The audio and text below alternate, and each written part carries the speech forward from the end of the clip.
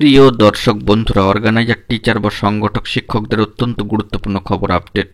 এই ভিডিওতে কোনো ইন্ট্রো দেব না, সরাসরি তথ্য তুলে ধরবো আপনাদের সামনে এবং এই বিষয়টি আপনাদেরকে আরও একবার অবগত করব যে এই মুহূর্তে দারুণ সংবাদ উঠে আসছে। সংগঠক শিক্ষকদের অস্তিত্ব কিন্তু আজও রয়েছে, তার প্রমাণ আজকেও কিন্তু বর্তমান। তো সেই দিক থেকে আর্জেন্ট কিন্তু তথ্যটি উঠে আসছে। ভিডিওটিকে স্কিপ করবেন না, শেষ পর্যন্ত ওয়াচ করবেন।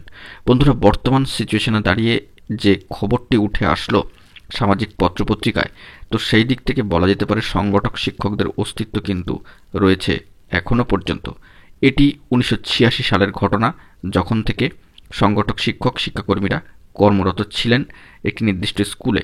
কিন্তু সেই স্কুলটি পরবর্তী ক্ষেত্রে রাজ্য শিক্ষা দপ্তরের অনুমোদন পায়, মহামান্য কলকাতা হাইকোর্টের নির্দেশে হাই স্কুলে উত্তীর্ণ হয়।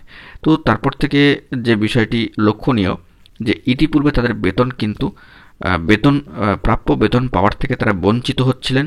তবে মহামান্য কলকাতা হাইকোর্টের সিঙ্গেল বেঞ্চ মামলা হয়, সেখান থেকে সেই মামলা চলে যায় ডিভিশন বেঞ্চে এবং ডিভিশন বেঞ্চে জোরদার লড়াইয়ের পরে সেখানে কিন্তু তাদের জয়লাভ ঘটে। কার্যত সেখান থেকেই তাদের প্রাপ্য বকেয়া বেতন দেওয়ার কিন্তু নির্দেশ আসে মহামান্য কলকাতা হাইকোর্টের ডিভিশন বেঞ্চের তরফ থেকে। যেটি জানা গিয়েছে 1986 সাল থেকে তারা কিন্তু কর্মরত সংগঠক শিক্ষাকর্মী একটি নির্দিষ্ট স্কুলের ক্ষেত্রে। তো সেই দিক থেকে দাঁড়িয়ে অত্যন্ত গুরুত্বপূর্ণ দুটো ভিডিও আপনাদেরকে ইতিমধ্যেই প্রোভাইড করে দিয়েছি, একেবারে অথেন্টিক নিউজ সহ সামাজিক পত্রপত্রিকায় যেটা উঠে এসেছে। এবং সেই নিরিখে আরও একবার এই বিষয়টি আপনাদেরকে অবগত করিয়ে দিই যে সংগঠক শিক্ষকদের অস্তিত্ব কিন্তু ছিল, আছে এবং থাকবে। পরবর্তী ক্ষেত্রে যদি জরুরি খবর আসে এই সংক্রান্ত বিষয়, সবটা আপনাদের মাঝখানে আর্জেন্ট ভিত্তিতে তুলে ধরবো। তবে বছর শেষে অথেন্টিক নিউজ আপডেট উঠে আসলো, আমরা অথেন্টিক নিউজ আপডেট কিন্তু পেলে তবেই আপনাদের মাঝখানে তুলে ধরি।